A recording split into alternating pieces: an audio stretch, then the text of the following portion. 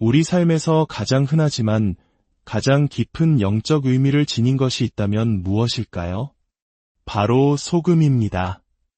한국인의 밥상에서 결코 빼놓을 수 없는 존재죠. 김치를 담글 때도, 국의 간을 맞출 때도, 생선을 절일 때도 소금은 늘 우리 곁에 있습니다. 너무나 평범하고 일상적이어서 그 가치를 잊고 살 때가 많습니다. 하지만 영적인 세계에서 소금은 우리 눈에 보이는 것 이상의 엄청난 무게를 지닙니다. 오늘 이 이야기가 여러분의 마음에 깊은 울림을 준다면 좋아요와 구독으로 하나님의 은혜를 더 널리 나누는 일에 동참해 주십시오.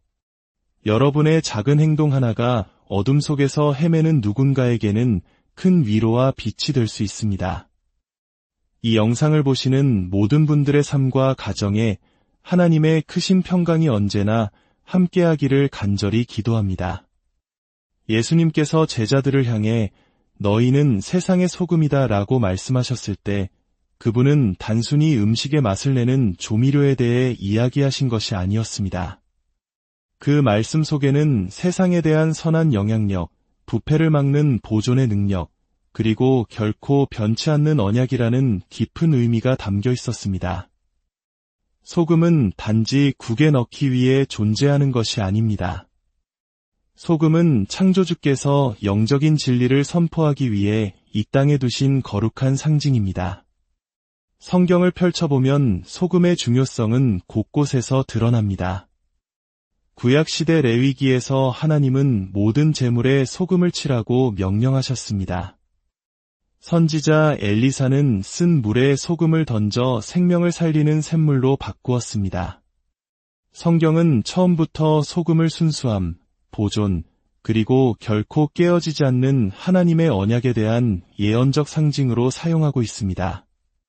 하지만 기억하십시오. 하나님께서 거룩하게 세우신 것을 사탄은 언제나 모방하고 예곡하려 듭니다. 원수는 새로운 것을 창조하지 못합니다. 오직 타락시킬 뿐입니다. 어두운 흑마술과 주술의 세계에서 소금은 뒤틀리고 변질된 방식으로 사용됩니다. 본래 구별됨과 축성을 위해 사용되어야 할 것이 오염을 위해 쓰이고 언약을 위해 사용되어야 할 것이 저주를 위해 사용되는 것입니다. 어떤 마법사나 주술사들은 소금을 가져다가 사람들의 베개 밑에 놓습니다. 이는 평화를 상징하거나 하나님의 언약을 선포하기 위함이 아닙니다. 오히려 극심한 고통과 악몽, 영적인 억압과 조종으로 향하는 문을 열기 위한 사악한 행위입니다. 사람들은 이유 모를 두려움에 묶인 채 잠에서 깨고 억압에 갇혀 고통받으면서도 자신의 베개 밑에 놓인 소금이 잠자는 동안 영혼을 찌르는 악마의 열쇠였다는 사실을 깨닫지 못합니다. 이처럼 소금은 원수의 손에 잘못 사용될 때 축복이 아닌 저주가 될 수 있습니다. 그러나 오해해서는 안 됩니다. 믿는 자가 믿음으로 하나님께 이 소금을 구별하여 드릴 때 소금은 성도의 손에 들린 강력한 무기가 될 수 있습니다. 여기에는 미신과 계시, 흑마술과 예언적 행위 사이에 분명한 차이가 존재합니다. 하나는 어둠으로 향하는 문을 열지만 다른 하나는 가정에 하나님의 보좌를 세웁니다. 똑같은 소금 한 줌이라도 그 배후에 어떤 영이 역사하느냐에 따라 속박의 도구가 될 수도 축복의 통로가 될 수도 있는 것입니다. 그렇기 때문에 우리는 반드시 분별해야 합니다. 베개 밑의 소금이 영적 세계에서 진정으로 무엇을 의미하는지 이해하기 위해 영의 눈을 떠야 합니다. 성경에서 소금은 언제나 경계를 표시하는 상징이었습니다. 부패에 저항하고 썩어 없어질 것을 보존합니다. 창세기부터 요한계시록에 이르기까지 그 상징성은 이어집니다. 믿는 자가 손에 소금을 들고 하나님께 바칠 때 그것은 더 이상 평범한 소금이 아닙니다. 그것은 주님께서 친히 그 가정을 지키시는 분이라는 사실을 상기시키는 언약의 증표가 됩니다. 하지만 불신자가 악한 영에 이끌려 소금을 사용할 때 그것은 거짓된 제단이 됩니다. 차이는 소금 자체가 아니라 그 뒤에 있는 영입니다. 원수는 기만하는 자이며 거룩한 것들을 올무로 바꾸는 법을 알기에 많은 사람들이 혼란에 빠집니다. 하나님의 자녀 여러분, 베개 밑에 소금을 둔다는 말이 이상하게 들릴 수도, 심지어 어리석게 들릴 수도 있습니다. 하지만 영적인 세계는 실제합니다. 악마들은 상징과 언약, 증표를 통해 역사합니다. 하나님 또한 언약과 표적을 통해 일하십니다. 이것이 바로 서로 다른 영으로 행해진 똑같은 행위가 완전히 정반대의 결과를 가져올 수 있는 이유입니다. 여러분은 반드시 말씀을 알아야 합니다. 언약을 이해해야 합니다. 그리고 영을 분별해야 합니다. 무지하면 덫에 빠질 수 있지만 깨어있으면 원수의 무기를 승리의 간증으로 바꿀 수 있습니다. 소금은 단순한 조미료가 아닙니다. 성경 속에서 소금은 힘을 지니며 원수에 의해 오용될 때 위험을 초래합니다. 베개 밑에 놓인 소금은 과연 무엇을 의미할까요? 하나님의 거룩한 구별됨일까요? 아니면 악마의 올무일까요? 이 질문은 충격적일 수 있지만 그 답은 여러분이 이전에 결코 보지 못했던 영적 실제에 눈을 뜨게 할 것입니다. 성경에 나타난 소금은 보존의 언약을 상징합니다. 성경은 단 한 단어도 낭비하지 않습니다. 모든 상징에는 영원한 무게가 실려 있습니다. 하나님께서 소금에 대해 말씀하실 때 그것은 시대를 관통하는 무언가를 의미합니다. 구약 시대부터 예수님의 말씀에 이르기까지 소금은 당신의 백성과 맺은 하나님의 언약 이야기에 깊숙이 짜여 있습니다. 이는 우연이 아니며 장식도 아닙니다. 의도적이고 예언적이며 거룩한 것입니다. 레위기 2장 13절에서 하나님은 이렇게 명령하셨습니다. 내 모든 소재물에 소금을 치라. 내 하나님의 언약의 소금을 내 소재에 빼지 못할지니 내 모든 예물에 소금을 드릴지니라. 생각해 보십시오. 인간에게서 아무것도 필요 없으신 하나님께서 모든 제사에 특별히 소금을 요구하셨습니다. 왜일까요? 소금은 단순한 조미료 이상이었기 때문입니다. 소금은 결코 부패할 수 없는 언약에 대한 신성한 증인이었습니다. 소금은 부패를 막고 썩어갈 것을 보존합니다. 그리고 그 보존의 속성을 통해 하나님은 자신의 신실하심과 변치 않는 성품을 가리키셨습니다. 예수님께서 제자들 앞에 서셔서 너희는 세상의 소금이라고 선포하셨을 때 그것은 칭찬이 아니었습니다. 그것은 사명이었습니다. 주님은 이렇게 말씀하고 계셨던 것입니다. 너희가 바로 언약을 지키는 자들이다. 너희가 이 땅을 보존하는 자들이다. 죄의 부패와 이 세상의 썩어짐에 맞서 싸울 자들이 바로 너희다. 소금이 음식의 부패를 막듯이 하나님의 백성은 사회의 죄악이 썩어 들어가는 것을 막습니다. 신자가 거룩하게 살아갈 때 그는 썩어가는 세상의 소금이 됩니다. 그리스도인이 진리를 말할 때 그는 거짓에 잠식된 문화 속의 소금이 됩니다. 소금은 보존하며 이것이 바로 하나님께서 소금을 언약의 상징으로 사용하신 이유입니다. 그분의 언약은 변치 않으며 영원하고 썩지 않기 때문입니다. 역대하 13장 5절을 보십시오. 이스라엘 하나님 여호와께서 소금 언약으로 이스라엘 나라를 영원히 다윗과 그의 자손에게 주신 것을 너희가 알 것 아니냐 들으셨습니까? 소금 언약입니다. 하나님은 그것을 금 언약이나 은 언약, 넛 언약이라 부르지 않으셨습니다. 소금 언약이라 부르셨습니다. 왜냐하면 소금은 썩지 않기 때문입니다. 소금은 사라지지 않습니다. 소금은 영원히 지속됩니다. 그것은 다윗과 맺은 나의 언약, 내 백성을 향한 나의 약속은 변질될 수도 깨어질 수도 그 힘을 잃을 수도 없다고 말씀하시는 하나님의 방식이었습니다. 소금은 그분의 영원성에 대한 인장이었습니다. 열왕기하 2장 19절에서 22절에 나오는 엘리사의 이야기를 기억해 보십시오. 여리고 사람들이 이 물이 나빠서 땅이 열매를 맺지 못하나이다 라고 부르짖었습니다. 선지자는 어떻게 했습니까? 그는 새 그릇에 소금을 담아오게 하여 그 소금을 물 근원에 던지며 말했습니다. 여호와의 말씀이 내가 이 물을 고쳤으니 이로부터 다시는 죽음이나 열매 맺지 못함이 없을지니라. 그 소금은 마법이 아니었고 화학작용도 아니었습니다. 그것은 하나님의 보존하는 능력이 그 상황에 임했음을 선포하는 예언적 행위였습니다. 그날부터 그 물은 고침을 받았습니다. 선지자의 손에 들린 소금은 죽음이 있던 곳에 생명을 가져오고 회복하고 보존하시는 하나님의 언약의 증표가 되었습니다. 이처럼 성경 곳곳에서 소금은 영원한 것의 표징입니다. 욥은 싱거운 것이 소금 없이 먹히겠느냐? 고 말했습니다.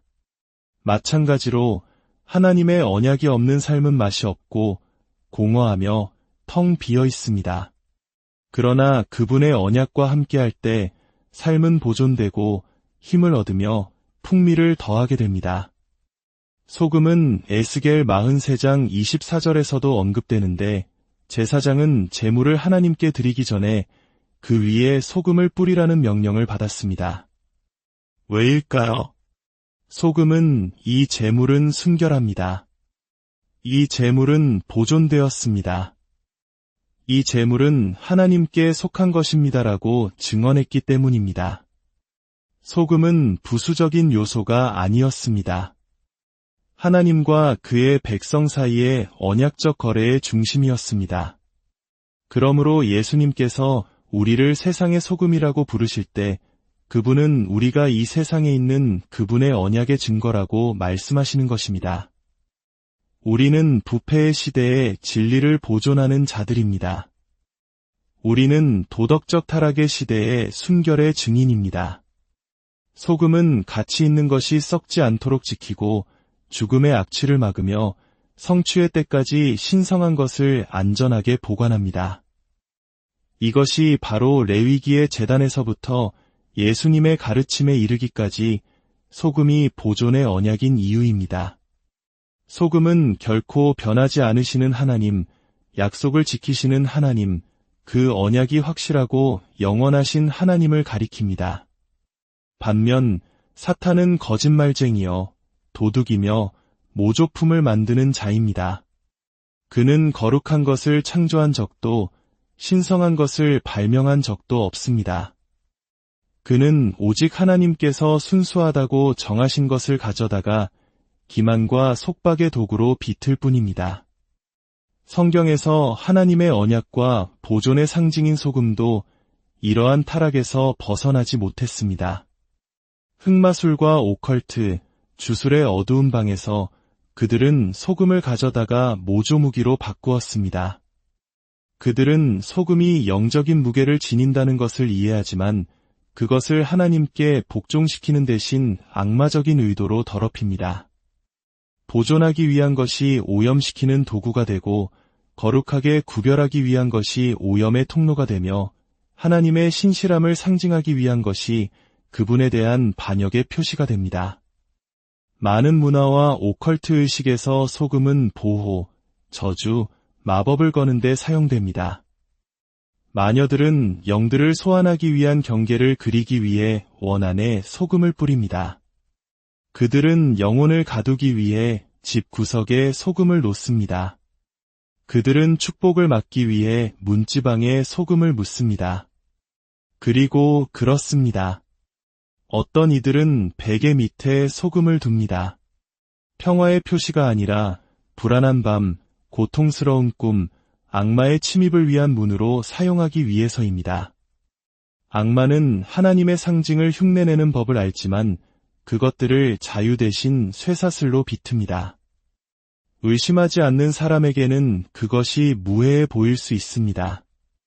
무지한 사람에게는 미신처럼 보일 수 있습니다. 그러나 영의 세계에서 그 소금 알갱이들은 두려움, 억압, 속박을 가져오기 위한 악마적인 임무를 띠고 있습니다. 하나님의 자녀여, 들으십시오. 흑마술은 왜곡된 언약을 바탕으로 번성합니다. 하나님의 백성이 영원한 언약을 나타내기 위해 소금을 사용하듯이 마녀들은 희생자들을 악마적인 계약에 묶기 위해 소금을 사용합니다. 어떤 의식에서는 소금을 피나 재와 섞어 베개 밑에 두거나 바닥 아래에 묻거나 침대 주위에 흩뿌려 악마적인 존재를 고정시키는 방법으로 사용합니다. 어떤 사람들은 밤에 잠에서 깨어 가위에 눌린 것처럼 숨을 쉴 수도 움직일 수도 없는 경험을 합니다. 이는 바로 그러한 행위를 통해 악한 세력이 초대되었기 때문입니다. 다른 이들은 반복되는 악몽, 꿈에 나타나는 그림자 같은 형상, 끝없는 두려움의 순환으로 고통받으면서도 소금처럼 작고 단순한 것이 악마적인 관문으로 사용되었다는 사실을 깨닫지 못합니다. 고린도후서 11장 14절에서 성경은 말합니다. 사탄도 자기를 광명의 천사로 가장하나니 그는 자신의 작전을 무해해 보이는 것, 평범해 보이는 것 속에 위장합니다. 누가 소금을 의심하겠습니까? 누가 그렇게 흔하고 자연스러운 것이 그렇게 뒤틀린 방식으로 사용될 수 있다고 생각하겠습니까? 그러나 이것이 바로 원수의 교묘함입니다. 그는 평범한 것을 가져다가 어두운 의도를 담습니다. 하나님께서 축복을 위해 의도하신 것을 가져다가 저주로 재지정합니다. 이것이 바로 분별력이 절대적으로 중요한 이유입니다. 악마는 자신을 드러내놓고 활보하지 않습니다. 그는 익숙한 것 속에 숨습니다. 그는 평범함 속에 자신을 감쌉니다. 그는 순진해 보이는 것 속에 자신을 위장합니다. 어떤 흑마술 전통에서는 베개 밑에 소금이 잠자는 동안 사람의 영을 묶어 유체이탈이나 영적 조종에 취약하게 만들 수 있다고 믿기도 합니다. 이러한 의식에서 조상의 영으로 가장한 악마들은 꿈에 침입하고 두려움을 심기 위한 합법적인 권리로 소금을 사용합니다. 소금은 거짓 재단이 되고 밤 동안의 사악한 계약이 됩니다. 그런데 얼마나 많은 사람들, 심지어 그리스도인들까지도 누군가가 평화를 위해, 보호를 위해, 좋은 꿈을 꾸기 위해 베개 밑에 소금을 두라고 말했기 때문에 무심코 그러한 행위에 참여하는지 모릅니다. 그러나 평화 대신 그들은 고통을 상속받습니다. 축복 대신 속박을 상속받습니다. 우리는 이것을 폭로해야 합니다. 왜냐하면 악마는 비밀 속에서 번성하기 때문입니다. 그는 사람들이 그의 계략에 눈이 멀었을 때 번성합니다. 바울은 이는 우리로 사탄에게 속지 않게 하려 함이라 우리는 그 계책을 알지 못하는 바가 아니로라고 썼습니다. 베개 밑의 소금은 민간 신앙처럼 들릴 수 있지만 마녀들의 손에서는 영적 억압의 도구가 됩니다. 그것은 하나님께서 언약을 위해 설계하신 것을 위조한 것이며 그 정체를 제대로 인식해야 합니다. 오컬트 세계는 소금의 영적인 무게를 알고 있습니다. 그래서 그들은 그것을 남용합니다. 그들은 하나님의 거룩한 것들을 모방하지만 그것들을 통제, 두려움, 파괴의 통로로 비틉니다. 그리고 바로 이 지점에서 하나님의 백성은 잠에서 깨어 눈을 뜨고 그 모조품을 분별해야 합니다. 자연 속에서는 무해해 보이는 것이 어둠에 받쳐질 때 영적으로는 치명적일 수 있기 때문입니다. 자, 이제 우리는 눈을 크게 떠야 합니다. 바로 이 지점에서 많은 신자들의 삶에 혼란이 들어오기 때문입니다. 사람들은 베개 밑에 소금에 대해 들으면 즉시 두 가지 극단으로 치닫습니다. 어떤 이들은 그것을 터무니없는 소리라고 일축하는 반면 다른 이들은 그 배후에 어떤 영이 있는지 묻지도 않고 맹목적으로 받아들입니다. 그러나 들으십시오. 영의 세계에서 중립적인 것은 아무것도 없습니다. 보이지 않는 영역에 받쳐진 모든 행위, 모든 상징, 모든 물건은 목소리를 냅니다. 그것은 동의를, 그리고 언약을 수반합니다. 문제는 누구의 언약인가, 누구의 목소리인가, 누구의 힘인가 하는 것입니다. 베개 밑에 소금은 작은 행위처럼 보일 수 있지만 영적으로는 어둠의 덫이 되거나 성별의 선포가 되는 깊은 의미를 담을 수 있습니다. 마녀들이 베개 밑에 소금을 놓을 때 그들은 의도와 주문, 악마적인 권능을 부여하여 그 일을 행합니다. 그들은 밤 시간을 이용해 공격하기를 원합니다. 왜냐하면 밤은 원수가 종종 인간의 영혼을 상대로 전쟁을 벌이는 시간이기 때문입니다. 베개는 휴식의 장소, 꿈의 장소, 인간의 마음이 가장 취약해지는 곳입니다. 마녀들이 바로 그곳을 표적으로 삼는 이유입니다. 그들은 고통, 악몽, 억압의 문을 열기 위해 베개 밑에 소금을 심습니다. 꿈의 세계는 매우 중요합니다. 하나님께서 꿈을 통해 말씀하시기 때문입니다. 그리고 악마 또한 꿈을 통해 침투하려고 시도합니다. 베개 밑에 소금을 놓음으로써 마녀는 그 사람의 잠을 억압의 재단으로 사용하기 위해 꿈의 영역에 대한 접근권을 주장하는 것입니다.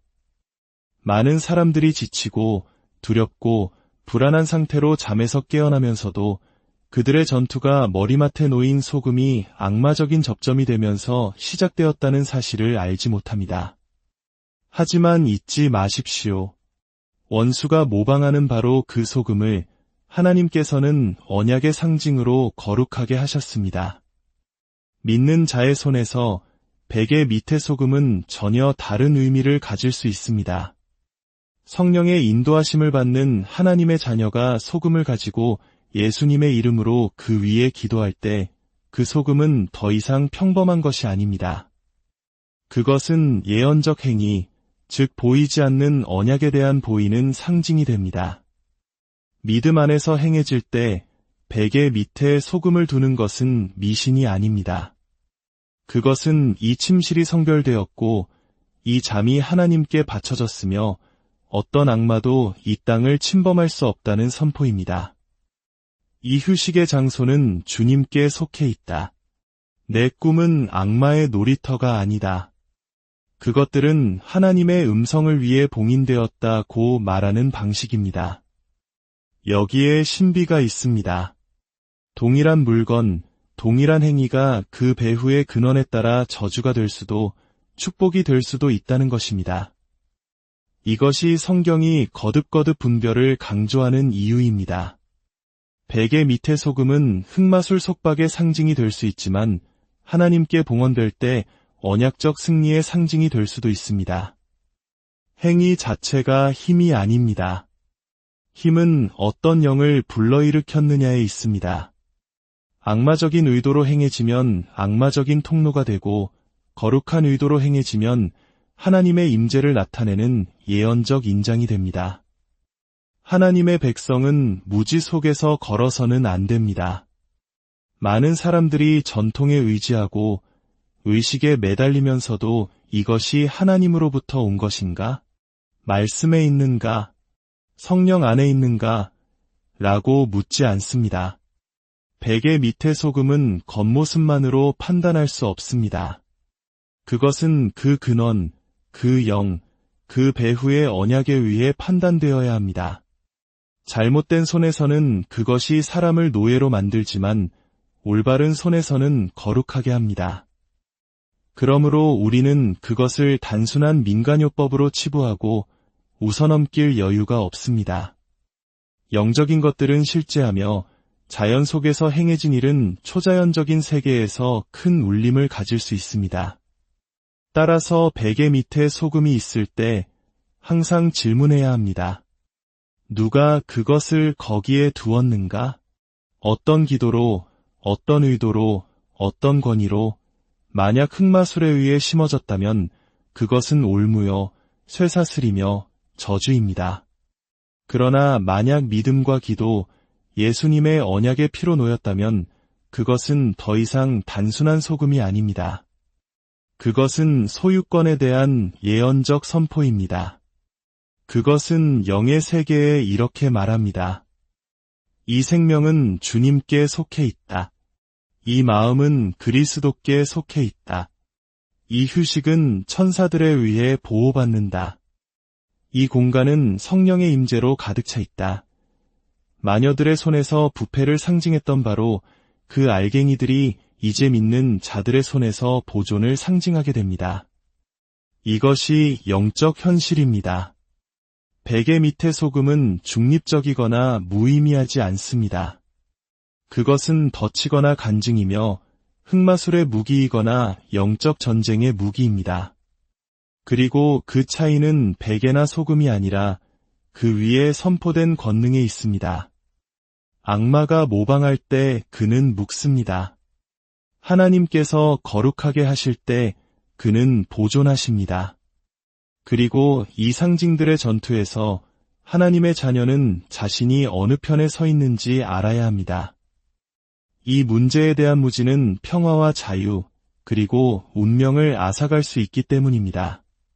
하나님의 자녀 여러분, 바로 여기가 전쟁터입니다. 원수는 교활하고 미묘하며 기만적입니다. 그는 항상 포효하는 사자처럼 오지 않습니다. 때로는 뱀처럼 속삭이며 다가옵니다. 그는 항상 어둠을 어둠으로 제시하지 않습니다. 때로는 빛으로 위장합니다. 이것이 바로 성경이 사랑하는 자들아 영을 다 믿지 말고 오직 영들이 하나님께 속하였나 분별하라고 외치는 이유입니다. 분별한다는 것은 분리하는 것, 시험하는 것, 행위 뒤에 무엇이 있는지 저울질하는 것입니다. 베개 밑에 소금을 보고 무해하다고 어깨를 으쓱하는 것만으로는 충분하지 않습니다.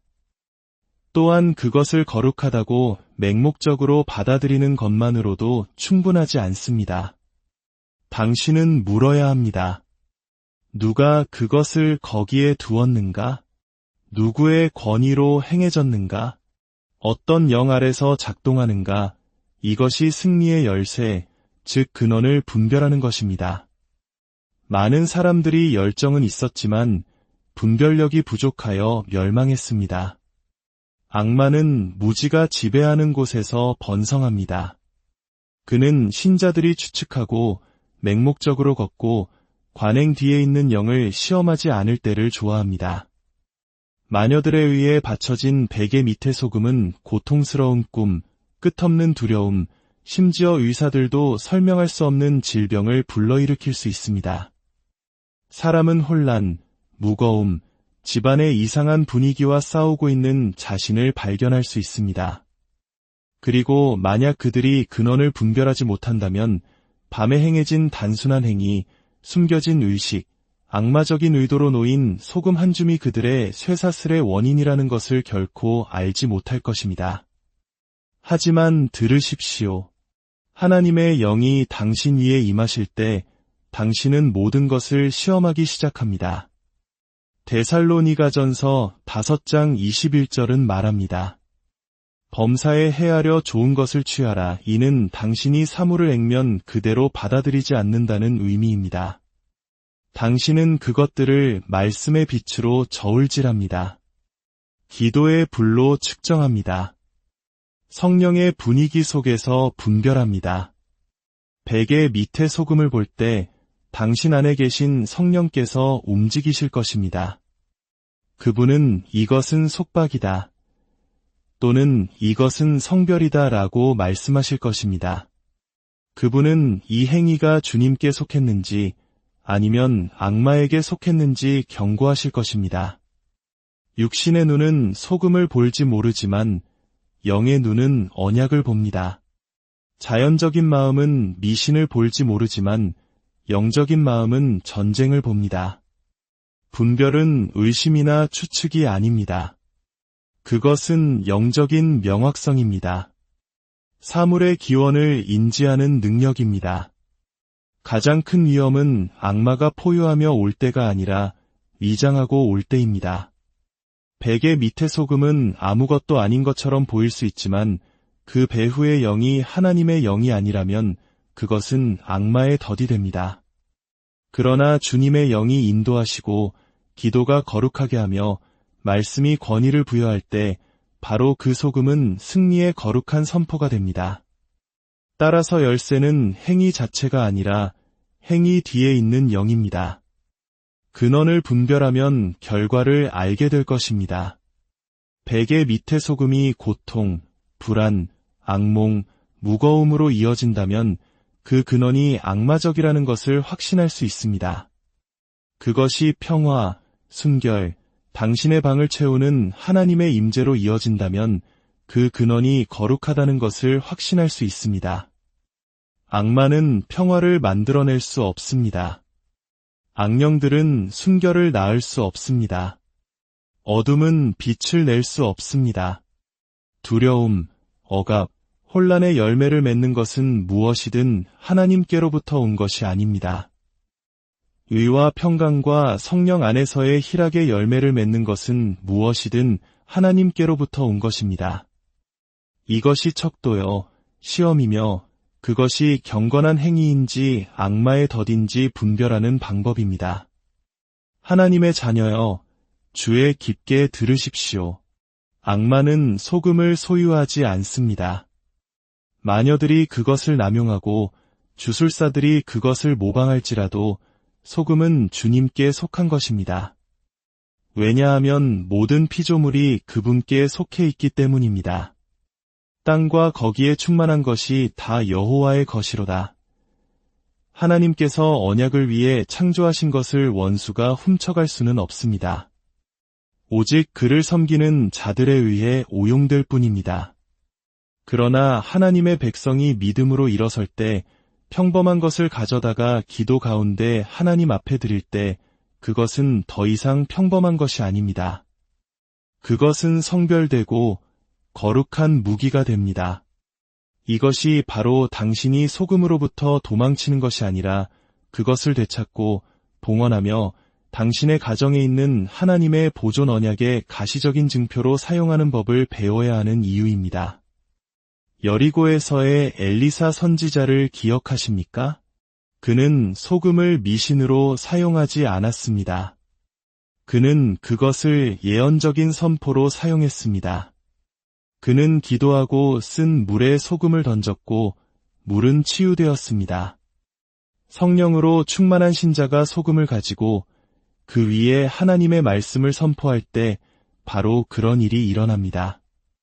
변화를 가져오는 것은 소금의 화학 성분이 아니라 믿음을 통해 선포된 하나님의 언약입니다. 바로 이 원리가 당신의 가정에도 적용됩니다. 당신이 기도 중에 소금을 들어 올리며 아버지, 예수님의 이름으로 이것을 봉헌합니다 라고 말할 때 그것은 당신의 거처에 있는 보존, 순결, 언약의 상징이 됩니다. 그것은 부패가 들어오지 못할 것이며 악마의 활동이 머물지 못할 것이며 썩어짐이 이 분위기에서 번성하지 못할 것이다 라는 선포가 됩니다. 가정에서 성경적으로 소금을 사용하는 한 가지 방법은 그 위에 기도하고 현관 입구에 두는 것입니다. 문가에 그것을 뿌리면서 선포하십시오. 이 문지방은 예수님의 피로 인봉되었다. 어떤 저주도 악한 영도 흑마술도 이 집으로 넘어오지 못할 것이다. 이것은 미신이 아닙니다. 언약적 믿음입니다. 이스라엘 백성이 출애굽 때 어린 양의 피로 문설주에 표시했던 것처럼 당신은 이 집은 신성한 보존 아래 있다고 선포하는 언약의 상징으로 당신의 문간을 표시하는 것입니다. 또 다른 방법은 당신의 환경을 정화하는 행위로 사용하는 것입니다. 만약 방에서 무거움, 이상한 꿈 또는 억압을 느낀다면 손에 소금을 들고 기도하십시오. 주님, 엘리사가 소금으로 물을 고쳤듯이 이 공간이 치유되게 하소서. 모든 어둠의 영이 예수님의 이름으로 쫓겨나게 하소서. 그런 다음 예언적인 정화의 표시로 그것을 흩뿌리십시오. 당신은 소금을 신뢰하는 것이 아니라 그가 거룩하게 하신 상징들을 통해 표현된 믿음을 존중하시는 하나님을 신뢰하는 것입니다.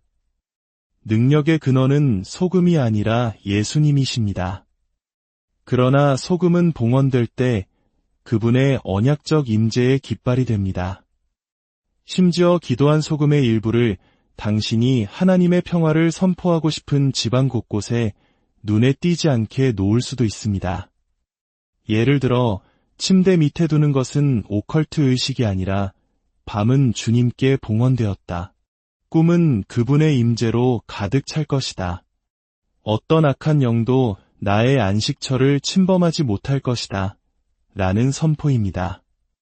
믿음 안에서의 베개 및 소금은 흑마술에서의 베개 및 소금과 다릅니다. 하나는 속박이고 다른 하나는 언약입니다. 하나는 악몽으로 가는 문을 열고 다른 하나는 그 문을 닫고 밤에 말씀하시는 하나님의 음성을 초대합니다. 또한 예수님의 말씀을 기억하십시오. 너희는 세상의 소금이라. 이것은 단지 소금 알갱이에 관한 것이 아닙니다. 정체성에 관한 것입니다. 성경적으로 소금을 사용하는 것은 외적인 행위일 뿐만 아니라 당신이 누구인지를 상기시키는 것이기도 합니다. 당신이 소금 위에 기도할 때마다 당신은 선포하는 것입니다. 나는 이 장소에서 거룩함을 보존하는 자다. 나는 이 집의 소금이다. 나는 부패에 맞서고 내 가정에서 하나님의 언약을 지지한다. 하지만 이것을 미신과 혼동하지 마십시오. 소금을 부적처럼 사용하지 마십시오. 기도를 대체하는 것으로 사용하지 말고 기도 안의 무기로 사용하십시오. 소금을 믿지 말고 구원자를 믿으십시오. 능력은 물건에 있는 것이 아니라 언약에 있습니다. 소금은 예수님의 이름의 권위 아래 있을 때, 말씀으로 거룩해질 때, 믿음으로 들어 올려질 때만 효력이 있습니다. 이것이 없다면 그것은 단순한 광물 알갱이에 불과합니다. 그러나 이것과 함께라면 그것은 하나님의 흔들리지 않는 언약에 대한 예언적인 선포가 됩니다. 자, 이제 들으십시오. 악마는 소금을 비틀었지만 소유할 수는 없습니다. 마녀들이 그것을 남용하고 주술사들이 오용할지라도 하나님의 자녀가 예수 그리스도의 언약의 피 안에서 그것을 붙잡을 때 그것은 하늘의 무기가 됩니다. 보이십니까? 너무나 작고 평범한 소금 한 알이 영 안에서는 순결과 보존, 결코 깨어질 수 없는 언약을 말합니다. 제가 여러분에게 선포합니다. 그 소금이 기도 안에서 성별될 때, 예수님의 이름으로 들어 올려질 때, 그것은 더 이상 평범한 것이 아닙니다. 그것은 거룩해지고 성별되며 당신의 삶과 집, 가족, 운명이 지옥의 권세로부터 건드릴 수 없다는 예언적인 선포가 됩니다. 악마는 성별된 것들을 두려워합니다. 그는 피로 임봉된 언약 앞에서 떱니다. 왜냐하면 그는 예수님의 피로 임봉된 것에 접근할 수 없다는 것을 알기 때문입니다. 오늘 저는 선포합니다. 모든 거짓 언약은 산산조각 날 것입니다. 흑마술에 의해 당신의 베개 밑에 놓인 모든 소금은 십자가의 능력으로 깨어질 것입니다. 당신의 잠을 괴롭히기 위해 고안된 모든 숨겨진 의식은 성령의 불로 소멸될 것입니다. 당신의 침대는 더 이상 악몽의 전쟁터가 아니라 하나님의 음성이 들리는 안식의 제단이 될 것입니다. 당신의 베개는 더 이상 억압의 장소가 아니라 하나님의 천사들이 당신 주위에 진을 치는 평화의 성소가 될 것입니다. 하나님께서 다윗과 소금 언약을 맺으셨을 때 그분은 이 왕위는 결코 멸망하지 않을 것이다 라고 말씀하셨습니다. 그것이 무엇을 의미하는지 아십니까? 소금은 나의 약속은 썩을 수 없다. 나의 말은 쇠퇴할 수 없다. 나의 신실함은 실패할 수 없다고 말씀하시는 하나님의 방식이라는 뜻입니다.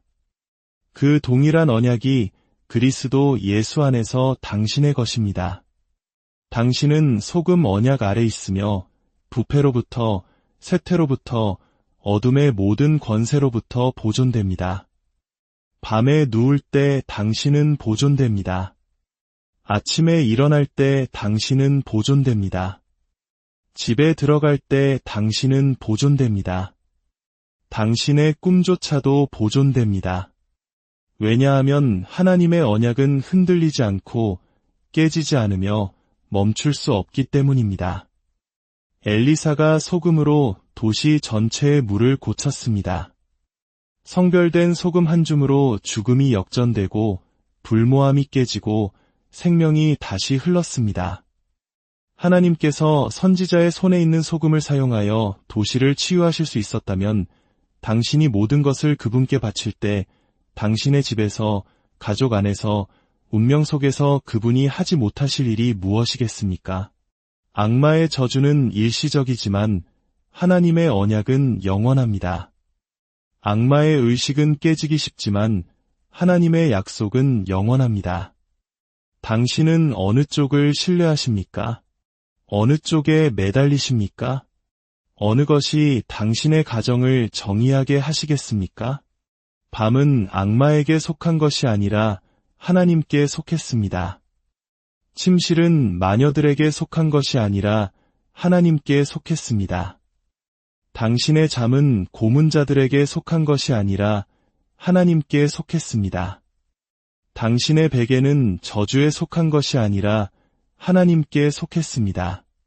그러니 일어나 당신의 공간을 되찾으십시오. 평범한 것을 가져다가 예수님의 권위 아래 두십시오. 당신의 가정이 예언적인 선포로 가득 차게 하십시오. 당신의 공간이 기도로 정화되게 하십시오. 당신의 거처 구석구석이 하나님의 언약으로 울려 퍼지게 하십시오. 흑마술의 두려움 속에서 저주의 그림자 아래서 사는 것을 거부하십시오. 당신은 언약의 자녀입니다. 당신은 세상의 소금입니다. 당신은 부패에 잠식된 세상에서 보존의 능력을 지닌 사람입니다. 이제 저는 당신의 마음에 답을 요구하는 이 뜨거운 질문을 남깁니다. 당신의 집에서 소금 알갱이가 말할 때 그것은 하나님의 언약을 대변하겠습니까? 아니면 원수의 모조품을 메아리 치겠습니까? 오늘 밤 당신이 베개에 머리를 댈 때 그 아래에 있는 소금은 당신의 삶과 믿음, 그리고 운명에 대해 무엇을 선포하겠습니까? 주 예수 그리스도의 은혜와 하나님의 사랑, 그리고 성령의 교통하심이 이 말씀을 듣는 모든 분들과 영원히 함께 우리 삶에서 가장 흔하지만 가장 깊은 영적 의미를 지닌 것이 있다면 무엇일까요? 바로 소금입니다. 한국인의 밥상에서 결코 빼놓을 수 없는 존재죠. 김치를 담글 때도, 국의 간을 맞출 때도, 생선을 절일 때도 소금은 늘 우리 곁에 있습니다. 너무나 평범하고 일상적이어서 그 가치를 잊고 살 때가 많습니다. 하지만 영적인 세계에서 소금은 우리 눈에 보이는 것 이상의 엄청난 무게를 지닙니다. 오늘 이 이야기가 여러분의 마음에 깊은 울림을 준다면 좋아요와 구독으로 하나님의 은혜를 더 널리 나누는 일에 동참해 주십시오. 여러분의 작은 행동 하나가 어둠 속에서 헤매는 누군가에게는 큰 위로와 빛이 될 수 있습니다. 이 영상을 보시는 모든 분들의 삶과 가정에 하나님의 크신 평강이 언제나 함께하기를 간절히 기도합니다. 예수님께서 제자들을 향해 너희는 세상의 소금이다 라고 말씀하셨을 때 그분은 단순히 음식의 맛을 내는 조미료에 대해 이야기하신 것이 아니었습니다. 그 말씀 속에는 세상에 대한 선한 영향력, 부패를 막는 보존의 능력, 그리고 결코 변치 않는 언약이라는 깊은 의미가 담겨 있었습니다. 소금은 단지 국에 넣기 위해 존재하는 것이 아닙니다. 소금은 창조주께서 영적인 진리를 선포하기 위해 이 땅에 두신 거룩한 상징입니다. 성경을 펼쳐보면 소금의 중요성은 곳곳에서 드러납니다. 구약시대 레위기에서 하나님은 모든 제물에 소금을 칠하고 명령하셨습니다. 선지자 엘리사는 쓴 물에 소금을 던져 생명을 살리는 샘물로 바꾸었습니다. 성경은 처음부터 소금을 순수함, 보존, 그리고 결코 깨어지지 않는 하나님의 언약에 대한 예언적 상징으로 사용하고 있습니다. 하지만 기억하십시오. 하나님께서 거룩하게 세우신 것을 사탄은 언제나 모방하고 예곡하려 듭니다. 원수는 새로운 것을 창조하지 못합니다. 오직 타락시킬 뿐입니다.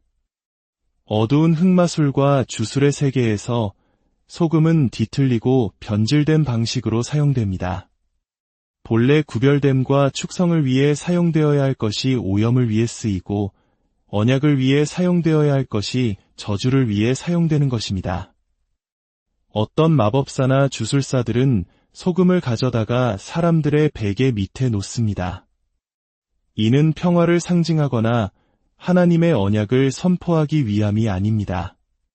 오히려 극심한 고통과 악몽, 영적인 억압과 조종으로 향하는 문을 열기 위한 사악한 행위입니다. 사람들은 이유 모를 두려움에 묶인 채 잠에서 깨고 억압에 갇혀 고통받으면서도 자신의 베개 밑에 놓인 소금이 잠자는 동안 영혼을 찌르는 악마의 열쇠였다는 사실을 깨닫지 못합니다. 이처럼 소금은 원수의 손에 잘못 사용될 때 축복이 아닌 저주가 될 수 있습니다. 그러나 오해해서는 안 됩니다.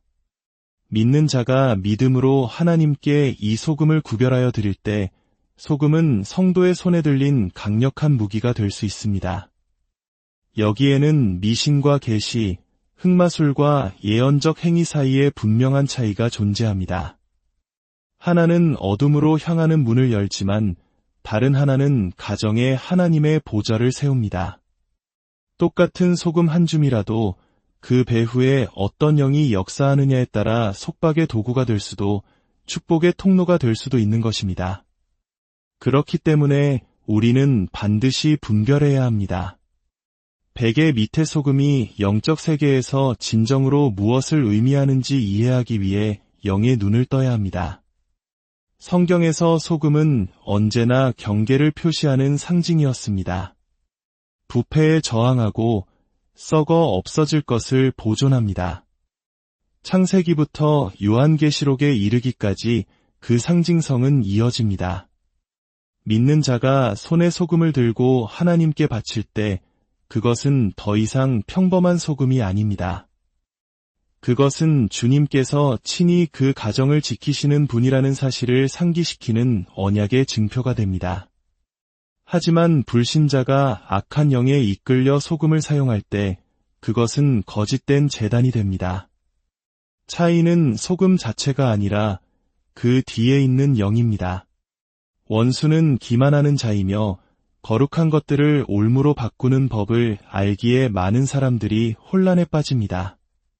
하나님의 자녀 여러분, 베개 밑에 소금을 둔다는 말이 이상하게 들릴 수도 심지어 어리석게 들릴 수도 있습니다. 하지만 영적인 세계는 실제합니다. 악마들은 상징과 언약, 증표를 통해 역사합니다. 하나님 또한 언약과 표적을 통해 일하십니다. 이것이 바로 서로 다른 영으로 행해진 똑같은 행위가 완전히 정반대의 결과를 가져올 수 있는 이유입니다. 여러분은 반드시 말씀을 알아야 합니다. 언약을 이해해야 합니다. 그리고 영을 분별해야 합니다. 무지하면 덫에 빠질 수 있지만 깨어있으면 원수의 무기를 승리의 간증으로 바꿀 수 있습니다. 소금은 단순한 조미료가 아닙니다. 성경 속에서 소금은 힘을 지니며 원수에 의해 오용될 때 위험을 초래합니다. 베개 밑에 놓인 소금은 과연 무엇을 의미할까요? 하나님의 거룩한 구별됨일까요? 아니면 악마의 올무일까요? 이 질문은 충격적일 수 있지만 그 답은 여러분이 이전에 결코 보지 못했던 영적 실제에 눈을 뜨게 할 것입니다. 성경에 나타난 소금은 보존의 언약을 상징합니다. 성경은 단 한 단어도 낭비하지 않습니다. 모든 상징에는 영원한 무게가 실려 있습니다. 하나님께서 소금에 대해 말씀하실 때 그것은 시대를 관통하는 무언가를 의미합니다. 구약시대부터 예수님의 말씀에 이르기까지 소금은 당신의 백성과 맺은 하나님의 언약 이야기에 깊숙이 짜여 있습니다. 이는 우연이 아니며 장식도 아닙니다. 의도적이고 예언적이며 거룩한 것입니다.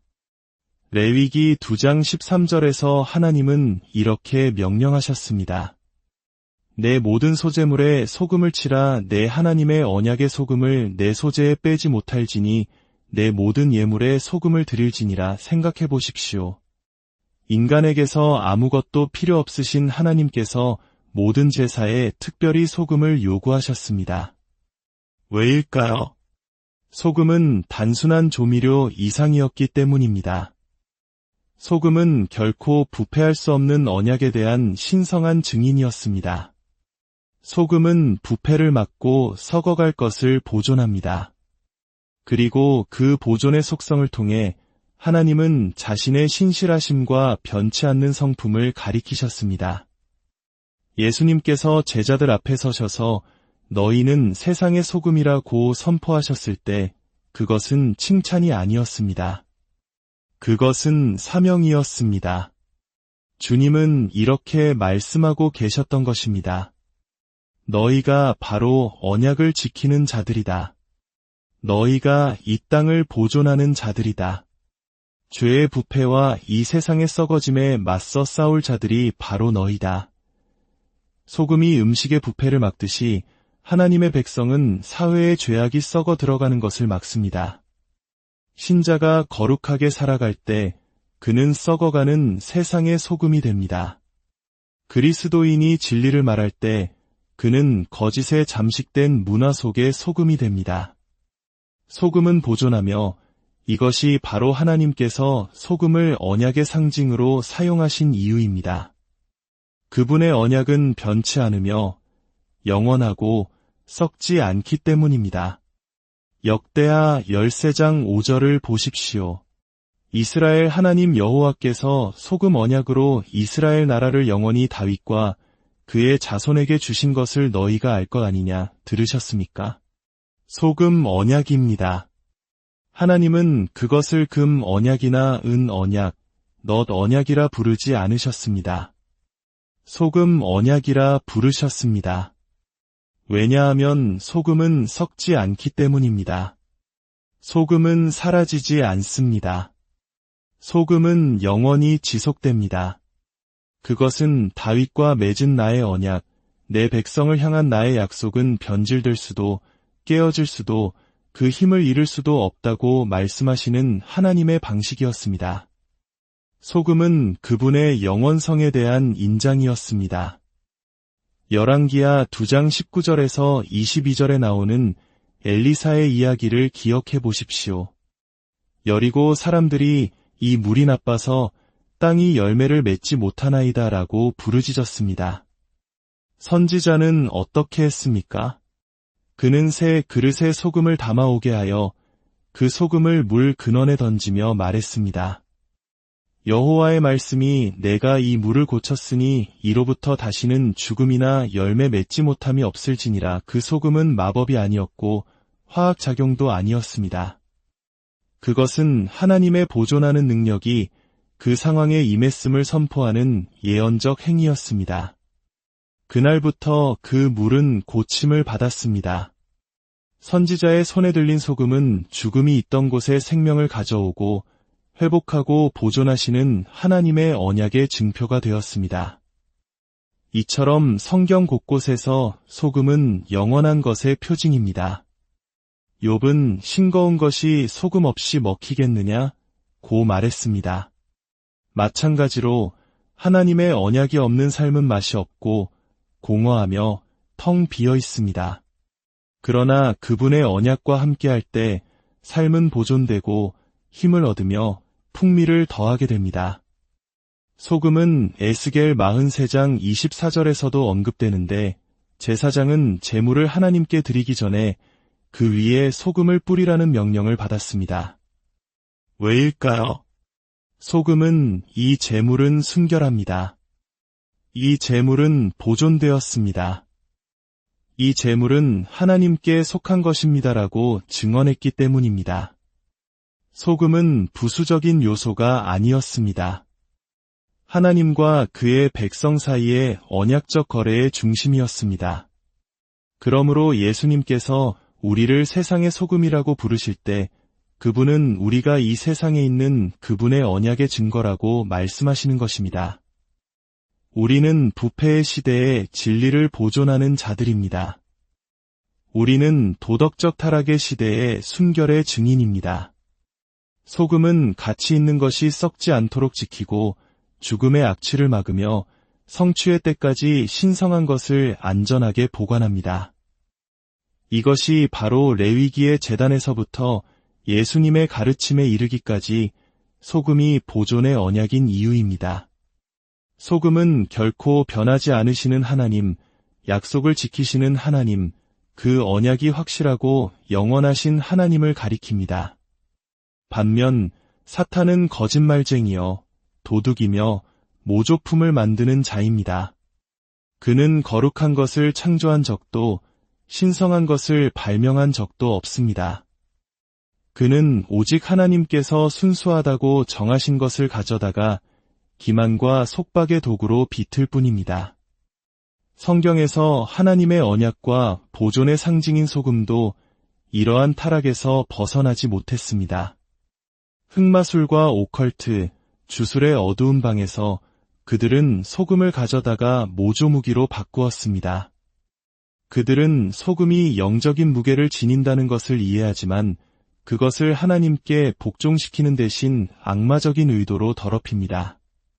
보존하기 위한 것이 오염시키는 도구가 되고 거룩하게 구별하기 위한 것이 오염의 통로가 되며 하나님의 신실함을 상징하기 위한 것이 그분에 대한 반역의 표시가 됩니다. 많은 문화와 오컬트 의식에서 소금은 보호, 저주, 마법을 거는 데 사용됩니다. 마녀들은 영들을 소환하기 위한 경계를 그리기 위해 원안에 소금을 뿌립니다. 그들은 영혼을 가두기 위해 집 구석에 소금을 놓습니다. 그들은 축복을 막기 위해 문지방에 소금을 묻습니다.